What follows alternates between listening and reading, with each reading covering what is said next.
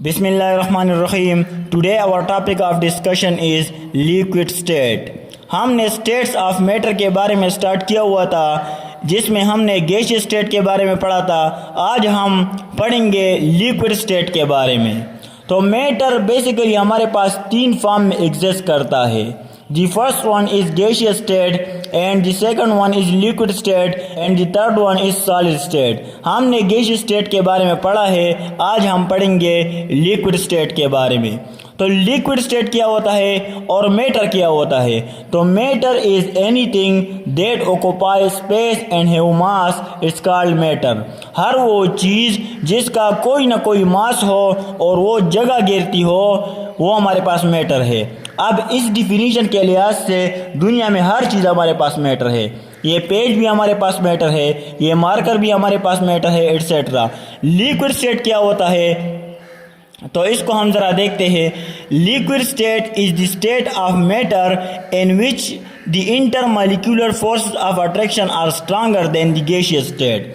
अब liquid state में हमारे पास जो मॉलिक्यूल के दरमियान फोर्स ऑफ अट्रैक्शन होता है वो बहुत ज़्यादा स्ट्रांग होता है, क्योंकि इंटरमॉलिक्यूलर स्पेसेस हमारे पास कम होती है।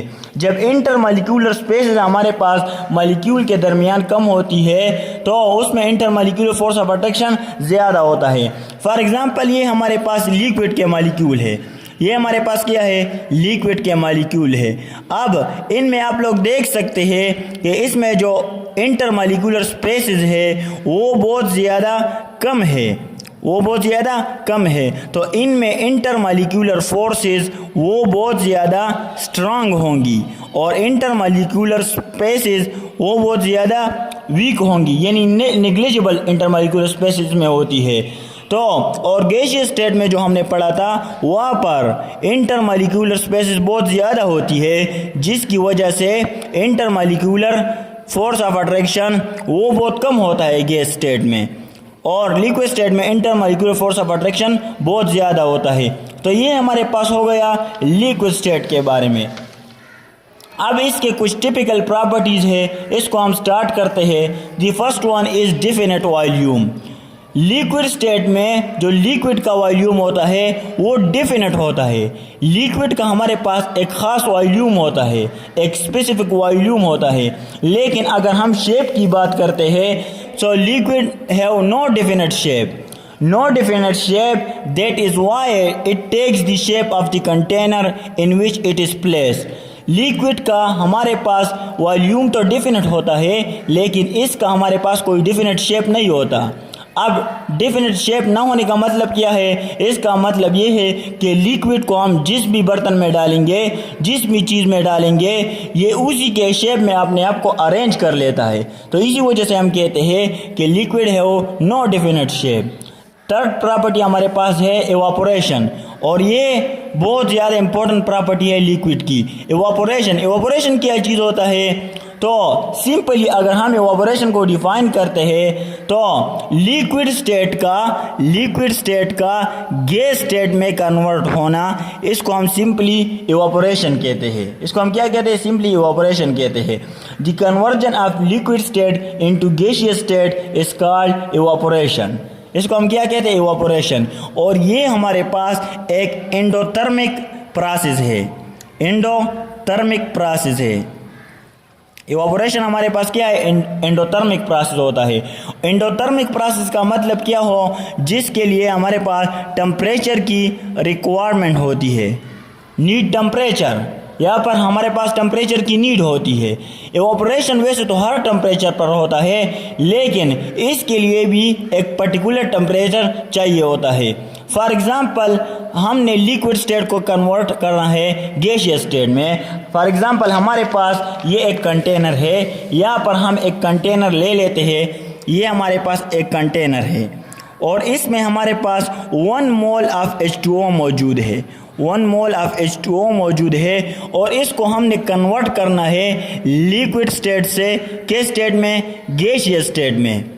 तो हमें कितनी अमाउंट ऑफ हीट रिक्वायर्ड होगी कि ये 1 mole of water liquid state से गैस स्टेट में कन्वर्ट हो जाए? तो तो बुक में हमारे पास लिखा है कि इसके लिए जो एनर्जी रिक्वायर्ड होगी वो 40.7 किलो जूल पर मोल एनर्जी रिक्वायर्ड होगी।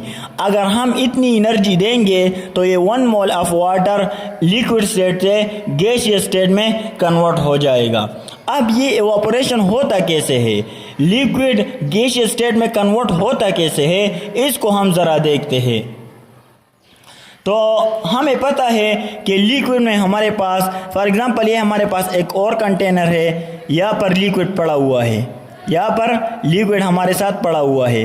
तो हमें पता है कि लिक्विड में इंटरमॉलिक्यूलर स्पेसेस वो बहुत ज़्यादा कम होती है, तो इसके रिजल्ट में जो इंटरमॉलिक्यूलर फोर्स ऑफ अट्रैक्शन है वो बहुत ज़्यादा होगा, वो बहुत ज़्यादा होगा हमारे पास। जब इंटरमॉलिक्यूलर फोर्स ऑफ अट्रैक्शन यहाँ पर बहुत ज़्यादा होता है, मॉलिक्यूल के बीच में स्पेसेस बहुत कम होती है, तो ये मॉलिक्यूल मूवमेंट तो करेंगे लेकिन बहुत ज़्यादा कम मूवमेंट करेंगे।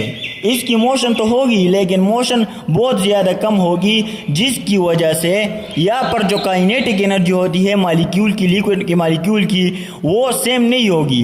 कुछ मॉलिक्यूल की काइनेटिक एनर्जी एवरेज होती है, कुछ की एवरेज से कम होती है और कुछ की एवरेज से ज़्यादा होती है। अगर ये हमारे पास एक कंटेनर है तो यहाँ पर जो मॉलिक्यूल होंगे बॉटम में हमारे पास जो मॉलिक्यूल होता है उनकी काइनेटिक एनर्जी कम होती है, यहाँ पर काइनेटिक एनर्जी कम होती है। और यहाँ पर सेंटर में हमारे पास जो मॉलिक्यूल होते हैं यहाँ पर काइनेटिक एनर्जी एवरेज होती है, यहाँ पर काइनेटिक एनर्जी क्या होती है, एवरेज होती है। और सरफेस पे हमारे पास जो मॉलिक्यूल होते हैं यहाँ पर काइनेटिक एनर्जी सबसे ज़्यादा होती है, यहाँ पर काइनेटिक एनर्जी सबसे ज़्यादा होती है सरफेस पे जो मॉलिक्यूल होते हैं। अब हम डिस्कस करने वाले हैं कि लिक्विड कन्वर्ट कैसे होता है गैसियस फेज में, तो इसको हम ज़रा देखते हैं। अब जब हम यहाँ से हीट प्रोवाइड करते हैं, नीचे से हम हीट प्रोवाइड करते हैं, तो हीट देने से, टेम्परेचर अप्लाई करने से यहाँ पर होता क्या है कि बॉटम में जो मॉलिक्यूल होते हैं उनकी काइनेटिक एनर्जी तो ऑलरेडी कम है, हीट देने से इनकी काइनेटिक एनर्जी हमारे पास इंक्रीज़ हो जाती है। जब इनकी काइनेटिक एनर्जी हमारे पास इंक्रीज़ हो जाती है तो ये रैंडम मोशन और कोलिजन स्टार्ट करते हैं। तो यहाँ पर हमने मॉलिक्यूल की 3 कैटेगरीज बनाई थी। कितनी कैटेगरीज बनाई थी कि एक वो मॉलिक्यूल जो हमारे पास बॉटम में मौजूद है, एक वो मॉलिक्यूल जो हमारे पास सेंटर में मौजूद है और एक वो मॉलिक्यूल जो हमारे पास सरफेस पे मौजूद है। यहाँ पर हमने 3 कैटेगरीज बनाई थी।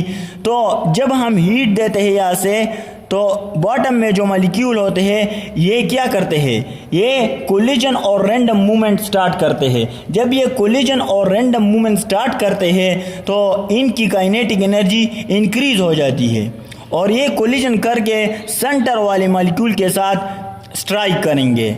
ये हमारे पास सेंटर वाले मॉलिक्यूल है, इनके साथ ये मॉलिक्यूल स्ट्राइक करेंगे। तो इस रिजल्ट में क्या होगा कि ये सेंटर वाले मॉलिक्यूल जो होते हैं इनकी भी काइनेटिक एनर्जी पहले एवरेज थी, इनकी स्ट्राइक करने से इनकी काइनेटिक एनर्जी हमारे पास एवरेज से ज़्यादा हो जाएगी। जब इनकी काइनेटिक एनर्जी एवरेज से ज़्यादा हो जाएगी तो ये भी रैंडम मोशन और कोलिजन स्टार्ट करेंगे, ये भी रैंडम मोशन और कोलिजन स्टार्ट करेंगे और होगा क्या कि ये भी इन सरफेस मॉलिक्यूल के साथ स्ट्राइक करेंगे। अब हमने कहा कि सरफेस पे जो मॉलिक्यूल होते हैं इनकी काइनेटिक एनर्जी तो ऑलरेडी ज़्यादा होती है, तो हीट देने से इनकी काइनेटिक एनर्जी और भी ज़्यादा हो जाएगी और यहाँ पर जो inter molecular force of attraction है सेंटर मॉलिक्यूल का और जो सरफेस पे मॉलिक्यूल होते हैं ये ख़त्म हो जाएगा और एज ए रिज़ल्ट जो सरफेस पे मॉलिक्यूल होते हैं वो इवापोरेट हो जाएंगे। यहाँ पर जो इंटरमॉलिक्यूलर फोर्स है वो ख़त्म हो जाएगा और ये हमारे पास क्या हो जाएंगे, सरफेस पे मॉलिक्यूल इवापोरेट हो जाएंगे और इसी तरह हमारे पास इवापोरेशन का प्रोसेस होता है। अब हमने यहाँ पर लिखा है कि इवापोरेशन हमारे पास कूलिंग भी काज करता है।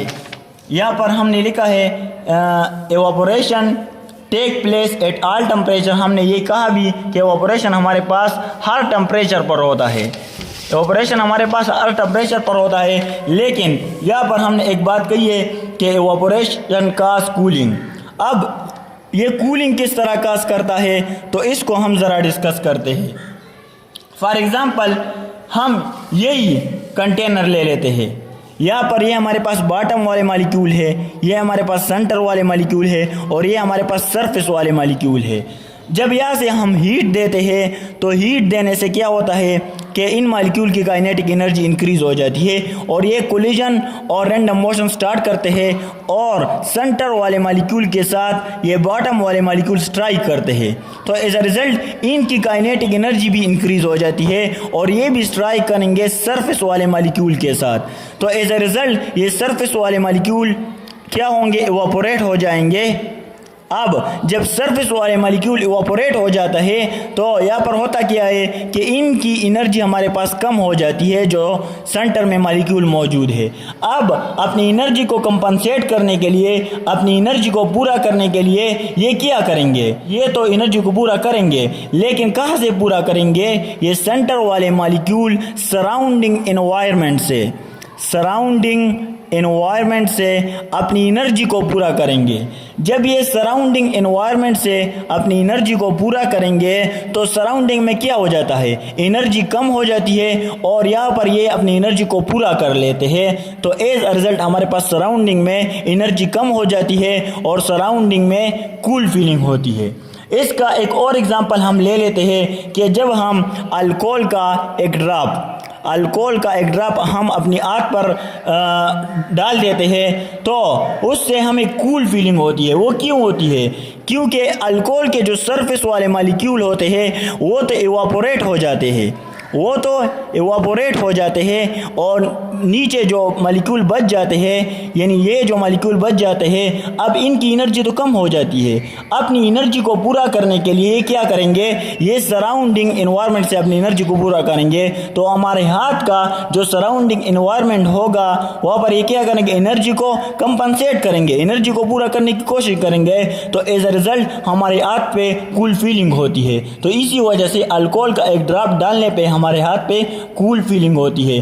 तो इसी तरह हम कहते हैं कि इवापोरेशन काज कूलिंग। अब evaporation depend upon on the following factor. Evaporation हमारे पास डिपेंड करता है इन फैक्टर पर, सरफेस एरिया पर, टेम्परेचर पर और इंटरमॉलिक्यूलर फोर्सेस पर। अब इनको हम वन बाय वन डिस्कस करते हैं कि सरफेस एरिया पर इवापोरेशन किस तरह डिपेंड करता है। तो अगर यहाँ पर हमने लिखा है कि सरफेस एरिया डायरेक्ट रिलेशन है इवापोरेशन के साथ। अगर हमारे पास सरफेस एरिया इंक्रीज होता है तो इवापोरेशन भी हमारे पास इंक्रीज होगी। अगर सरफेस एरिया डिक्रीज होता है तो इवापोरेशन भी हमारे पास डिक्रीज होगी। इसका हम एक एग्जांपल ले लेते हैं। हमारे पास ये एक कप है, हमने एक कप में चाय ली हुई है, ये हमारे पास एक कप है और इसमें हमारे पास क्या है, टी है। अब इनमें जो चाय होगी वो ज़्यादा जल्दी ठंडी नहीं होगी क्योंकि इसका जो सरफेस एरिया है वो हमारे पास बहुत कम है एज़ कम्पेयर टू जाम या बड़े बर्तन के। तो जब हमें कहीं जाने की जल्दी होती है तो हम क्या कर लेते हैं कि हम कोई बड़ा सा बर्तन ले लेते हैं जिसका सरफेस एरिया हमारे पास ज़्यादा होता है। हम जाम ले लेते हैं या बड़ा सा बर्तन ले लेते हैं तो इसका सरफेस एरिया आप लोग देख सकते हैं कि हमारे पास बहुत ज़्यादा है। तो चाय को हम इस बड़े बर्तन में डाल लेते हैं तो यहाँ से इवापोरेशन बहुत ज़्यादा होती है। यहाँ पर सरफेस के molecule as compare to cup बहुत ज़्यादा है तो यहाँ पर हमारे पास चाय बहुत ज़्यादा जल्दी ठंडी हो जाती है और यहाँ पर चाय हमारे पास बहुत ज़्यादा जल्दी ठंडी नहीं होगी क्योंकि यहाँ पर सरफेस एरिया बहुत कम है और यहाँ पर सरफेस एरिया बहुत ज़्यादा है। तो सरफेस एरिया का इवापोरेशन के साथ डायरेक्ट रिलेशन है। सरफेस एरिया हम ज़्यादा करेंगे इवापोरेशन बहुत ज़्यादा होगी, सरफेस एरिया हम कम करेंगे इवापोरेशन बहुत कम होगी। दूसरा जो फैक्टर है वो हमारे पास टेम्परेचर है। तो टेम्परेचर का भी इवापोरेशन के साथ डायरेक्ट रिलेशन है। जब हम टेम्परेचर ज़्यादा करेंगे, टेम्परेचर हम ज़्यादा देंगे तो इवापोरेशन ज़्यादा होगी, मॉलिक्यूल की काइनेटिक एनर्जी हमारे पास इंक्रीज़ होगी, रैंडम मोशन हमारे पास इंक्रीज़ होगा और इसी वजह से इवापोरेशन भी हमारे पास इंक्रीज़ होती जाएगी। अगर हम टेम्परेचर कम करेंगे तो यहाँ पर क्या होगा, इवापोरेशन हमारे पास डिक्रीज़ हो क्योंकि काइनेटिक एनर्जी हमारे पास डिक्रीज़ होती है और जब काइनेटिक एनर्जी डिक्रीज़ होती है तो एज अ रिजल्ट में होता क्या है कि रैंडम मोशन और कोलिजन डिक्रीज़ होता है और एज अ रिजल्ट हमारे पास इवापोरेशन डिक्रीज़ होगा। नेक्स्ट फैक्टर हमारे पास है इंटरमॉलिक्यूलर फोर्सेस।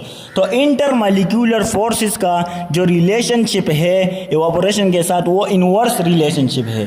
अगर हमारे साथ इंटरमॉलिक्यूलर फोर्सेस वो हमारे पास स्ट्रांग होती है, अगर हमारे पास इंटरमॉलिक्यूल एक लिक्विड हमने लिया हुआ है और यहाँ पर इंटरमॉलिक्यूलर फोर्सेस हमारे पास स्ट्रांग है, तो होगा क्या कि यहाँ पर जो इवापोरेशन होगी वो क्या होगी, वो कम होगी, क्योंकि इनके दरमियान इंटरमॉलिक्यूलर फोर्स स्ट्रांग है और इस फोर्स ऑफ अट्रैक्शन को ब्रेक करने के लिए हमें ज़्यादा से ज़्यादा एनर्जी देनी पड़ेगी।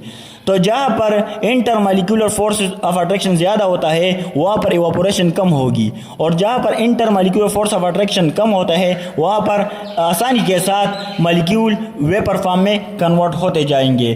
तो ये इंटरमॉलिक्यूलर फोर्सेस का इवापोरेशन के साथ इनवर्स रिलेशन है। इंटरमॉलिक्यूलर फोर्स स्ट्रांग होगी, इवापोरेशन कम होगा। इंटरमॉलिक्यूलर फोर्सेस कम होगी तो इवापोरेशन हमारे पास ज़्यादा होगा।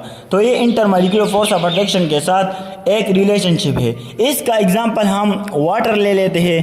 वाटर में हमारे पास जो इंटरमॉलिक्यूलर फोर्स ऑफ अट्रैक्शन है वो बहुत ज़्यादा होती है, क्योंकि वाटर में हमारे पास हाइड्रोजन बॉन्डिंग होती है, मॉलिक्यूल एक दूसरे के साथ क्लोजली पैक्ड होते हैं।